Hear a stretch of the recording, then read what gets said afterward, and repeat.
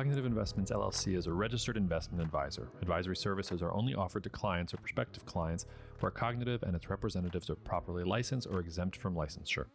For additional information, please visit our website at www.cognitive.investments. The information provided is for educational and informational purposes only and does not constitute investment advice, and it should not be relied on as such. It should not be considered a solicitation to buy or an offer to sell a security. It does not take into account any investor's particular investment objectives, strategies, tax status, or investment horizon. You should consult your attorney or tax advisor. Hello, listeners, and welcome to another episode of Cognitive Dissidence. As usual, I'm your host. I'm Jacob Shapiro. I'm also a partner and the director of geopolitical analysis at Cognitive Investments. Unlike usual, however, we have a lot of changes on the podcast this week. So first of all, Rob is not going to be joining me. Second of all, as you can probably already tell, I do not have my normal recording equipment with me. And number three, I'm recording to you from the road. It is 11:30 p.m. here on Thursday, October 20th, local time, about 30 minutes outside Dublin, Ireland, at a resort called Carton House. Like I said, 30 minutes outside of Dublin city center. I'm here speaking at a conference for Barnett-Hall. A lot of grain traders and animal feed industry folks were in the audience, and my job was to talk to the audience about geopolitics. Rob and I had planned to do a podcast episode here together because Rob has moved to Paris and he actually came to Dublin for the event and to meet with some other CI connections that we have in the area. But we simply ran out of time. I had my event at about 1 p.m. today, and then I was drawn into an interview with the Irish Farmers Journal. We're actually probably going to post that interview on this channel in a couple of days' time. And then I had to listen to some of the other speakers and go into an evening of drinks and dinner with some of the folks there. And I'm just now sitting down with the computer. Rob has already gone back to his room, and I'm here to give you some podcast content, even though we're not going to be able to give you the normal weekly update that we normally do. I wanted to kind of share a couple different things with you on this solo podcast. The first is I just thought I'd tell you what I talked about here in Dublin. It's a version of a talk I've been giving now for a couple months. The title of the talk was Geopolitics, Where Do We Go From Here? And I tried to give a more optimistic take about where we're going in the world over the next 5 to 7 years. I'm fairly pessimistic about what happens once we get to 2030 and beyond.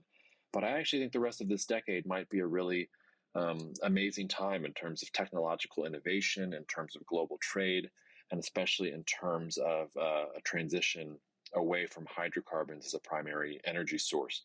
So in the speech, I made three key points. I made the point that the world is going through a multipolar transition, that the world is on the cusp of an energy transition, and that we are undergoing an industrial revolution all at the same time. Now, that may sound way over your head, or it may sound like, wow, so much is going on. But this actually isn't unprecedented. We've seen previous eras like this in history. The era that I like to compare it to, if you've been listening to this podcast for a while, you know this, is the 1890s, which had similar geopolitical dynamics. So the 1890s, you had the British Empire had crested and reached its greatest heights. You had rising powers in Germany and Japan.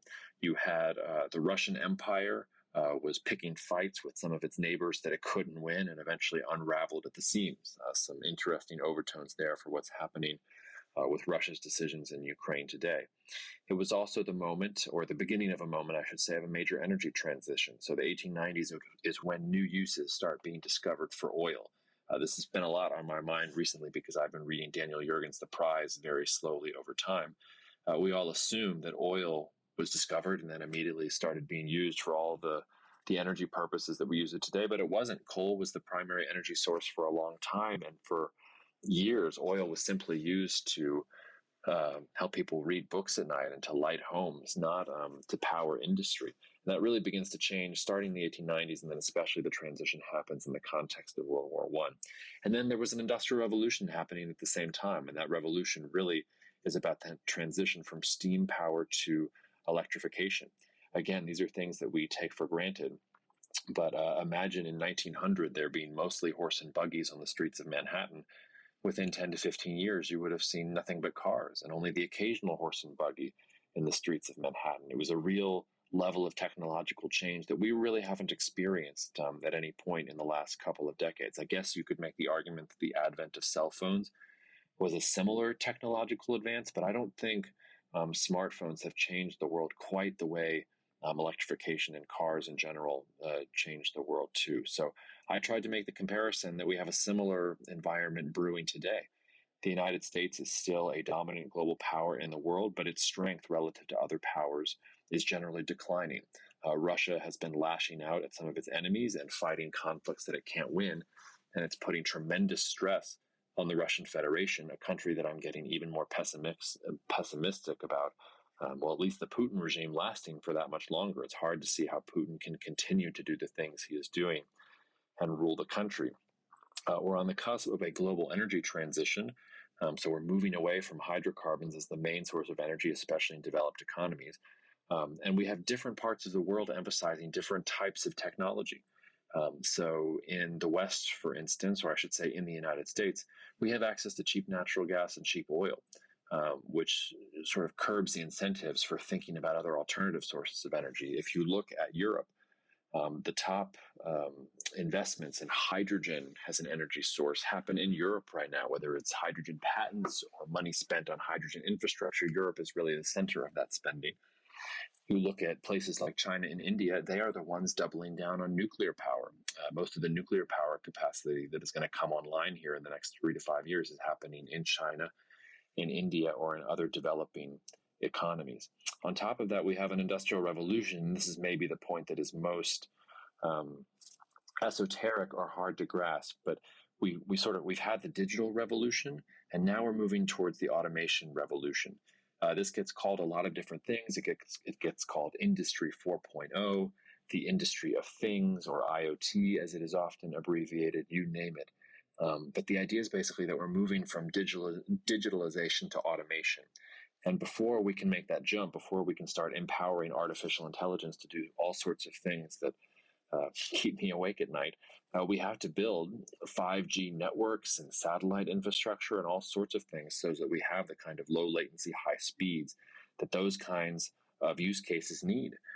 Imagine you're in a self-driving car and suddenly the car has to start buffering to get its signal, or it loses its signal for a moment because of a cell tower that's too far away. That's not going to work. If you're in a self-driving car and it suddenly loses service, you might crash into a tree. So those three things are all happening at the same time in the world today. And I tried to explain to the audience that, like the 1890s, I actually view the next, really till the end of the decade, as a potential time of cultural effervescence, of economic and technological development, and also of relatively limited conflict. That may sound slightly counterintuitive considering Russia's war in Ukraine. But in general, I look at most of the rising powers in the world, and I see powers that, while they're willing to challenge the current liberal international order with strongly worded statements or different economic policies, they're not really strong enough to think about challenging U.S. dominance in a real way. And as long as that is the case, as long as most of these powers don't think that they can win wars and change the system as it is currently, there's probably a limit to just how crazy things can get.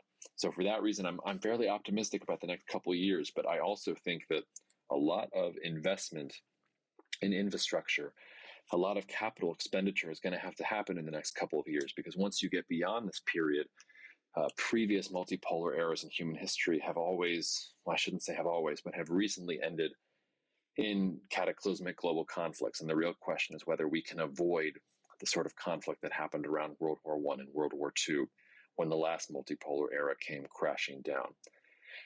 The second thing, just to put on your radars this week, is the collapse of the British government. Liz Truss fought the markets, and the markets won. I don't know if some of you saw, there was a British tabloid paper, I forget which one, I apologize, but The Economist said that it didn't think that Liz Truss's premiership was going to last longer than a head of lettuce. So this amazing tabloid put a live YouTube channel up of a head of lettuce next to a picture of Liz Truss, and we were sort of counting down the days. And the lettuce was starting to look rough the last couple of days, to be honest, because it looked like Liz Truss was holding on for dear life. I flew into the UK, so I was coming to Dublin via London. I flew into London earlier this week. I guess that was Wednesday, sort of midday, and my flight to Dublin was delayed because of some freak thunderstorms happening in Ireland that day. And so I ended up in the Plaza Lounge in Terminal 2 of Heathrow, and I was watching the recap of Liz Truss's prime minister's questions, and I almost felt bad for her, the extent to which she was getting raked over the coals.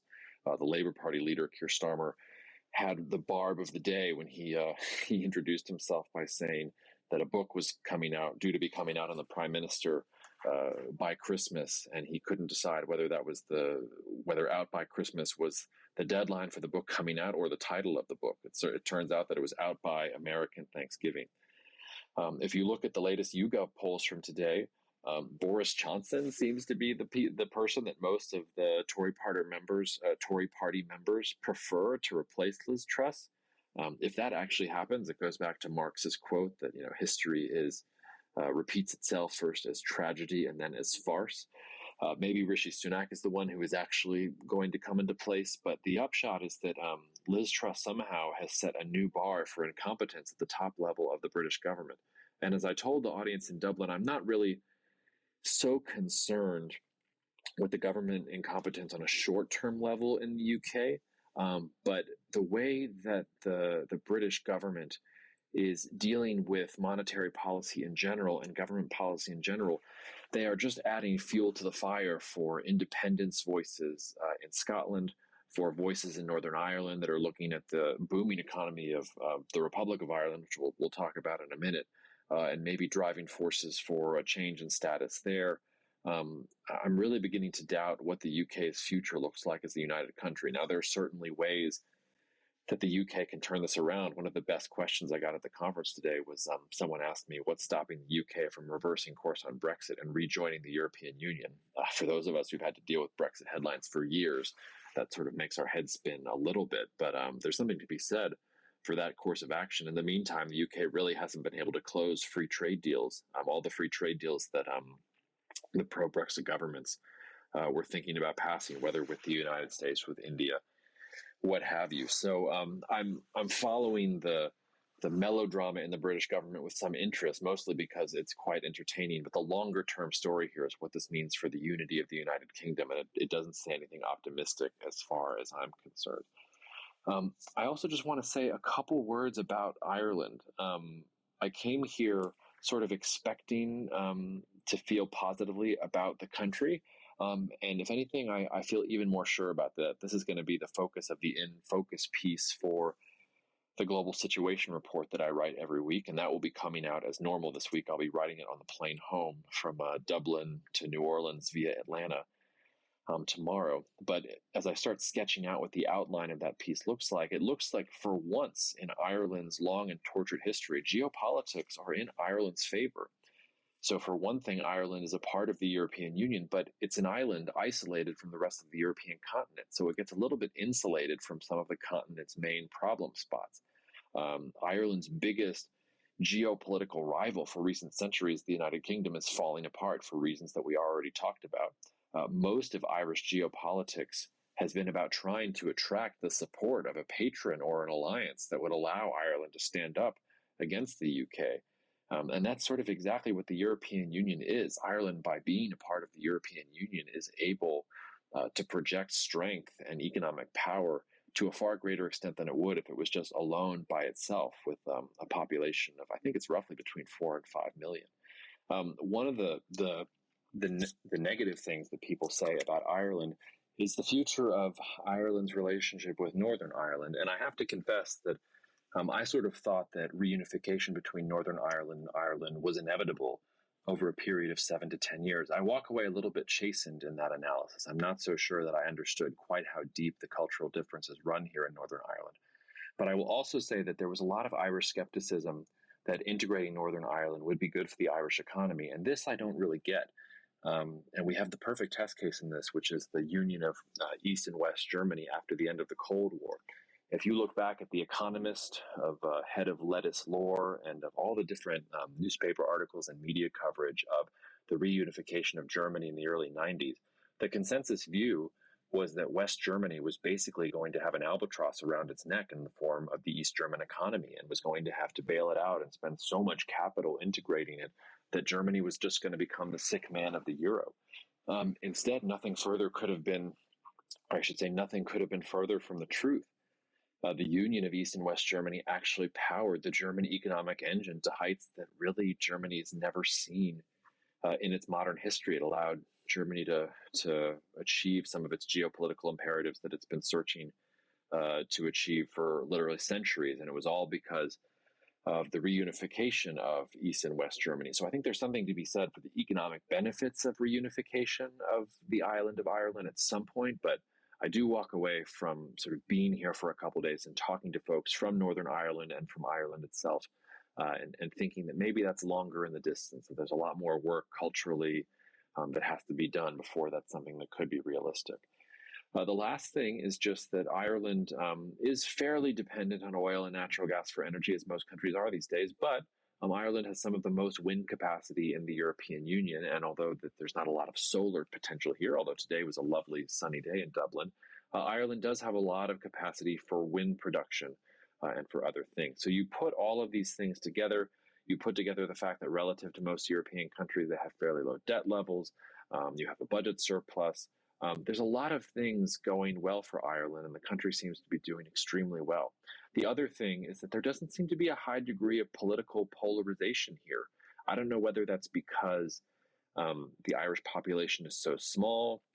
I don't know whether that lack of polarization has just been pushed to me by folks here in Ireland who are talking up their government. But I think that's a pretty big difference from most of the countries in the West, whether it's the United States, France, the UK. You kind of look across the developed world, and we are so internally divided between far right and far left voices, and there's so much populism in the sort of centrist middle, which I have always felt the most kind of similar to, is either silent or doesn't have a champion or doesn't really have anything to say in terms of policy. And in Ireland, it seems like they're just ping-ponging back and forth between center-right and center-left governments. And while there are plenty of problems with the Irish government, that level of political stability is exactly the sort of thing that builds up investor sentiment and has foreign businesses looking at Ireland as a potential place where they can do a lot of business.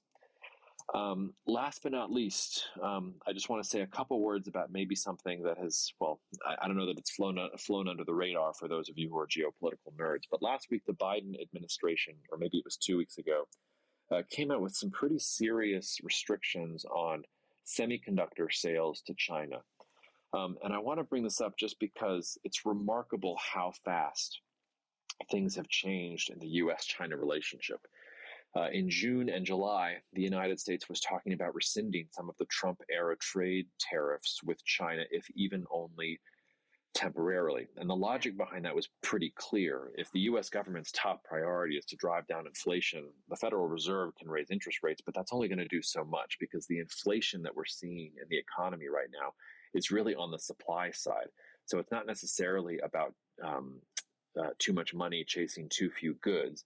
If you raise interest rates, you can technically lower the money supply, but it's really about the fact that we don't have enough goods. And if you start cutting off the money supply before we've done the capex to start creating more goods and more supply of the materials that we need to make more goods, you're not actually going to drive down inflation in any way that is sustainable. You'll just cause quote unquote demand destruction, which is just a horrible euphemism for, a decline in economic growth, basically. You're going to have a decline in economic growth. And then when the economy starts to hum again, you're going to see that pick up in inflation again, because we are going to have to spend all these things in order to produce goods at a higher level. Now, what happened? Nancy Pelosi decided to visit Taiwan, and that caused this new rift in U.S.-China relations. And really, ever since, the Biden administration has been much tougher on China. And you've gotten to the point where Western suppliers are starting to cut ties to some Chinese chip makers in response to new U.S. export controls. ASML, which is a European company, it's a monopoly company that is a large supplier of chip-making equipment, has already told U.S. employees to stop installing and servicing equipment at Chinese chip factories. That's from the Washington Post. I know also companies like Applied Materials are saying that these export restrictions are going to cost them literally hundreds of millions of dollars. And this is for a semiconductor supply chain and a semiconductor sector that has already been beaten down, certainly at the investment level, when you look at some of the prices for these semiconductor stocks. So maybe we'll get through some of these restrictions, and these companies will decipher what the rules are actually trying to say, and economic activity will go back to where it was before.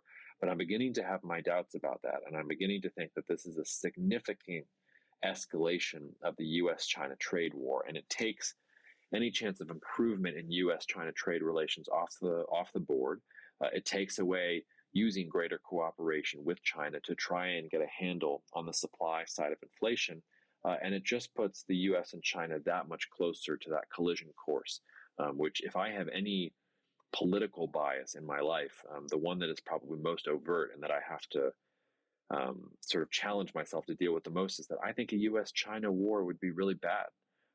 As a new father, I don't want my children to grow up in a war where the United States and China are fighting a war. I think it would be absolutely catastrophic for the world, for the United States, and for China, all of the above.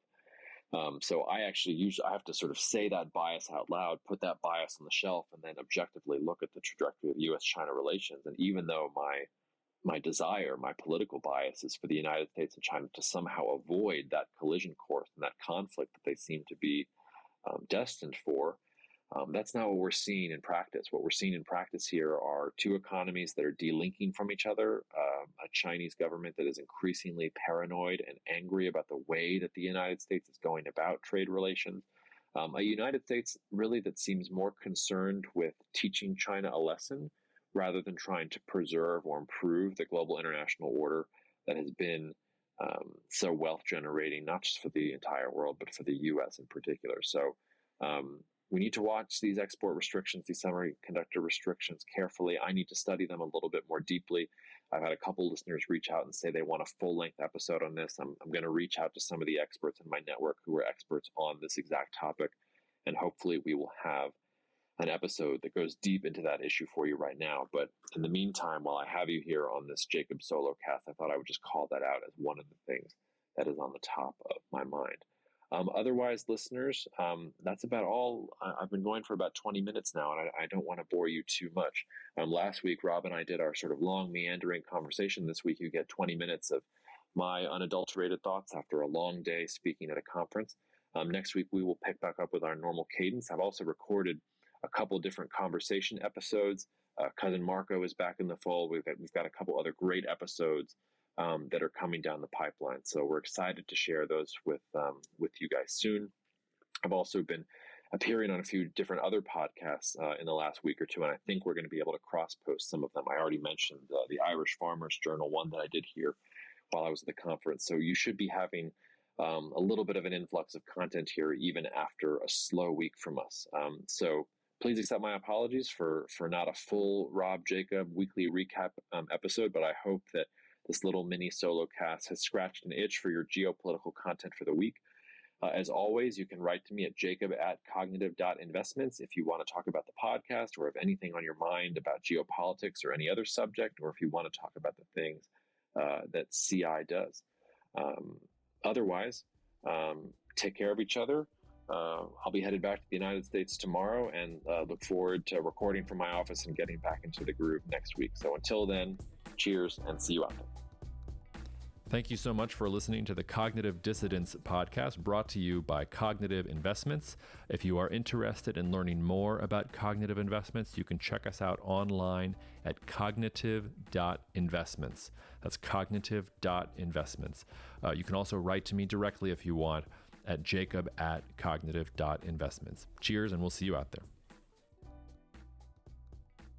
The views expressed in this commentary are subject to change based on market and other conditions. This podcast may contain certain statements that may be deemed forward-looking statements. Please note that any such statements are not guarantees of any future performance, and actual results or developments may differ materially from those projected. Any projections, market outlooks, or estimates are based upon certain assumptions and should not be construed as indicative of actual events that will occur.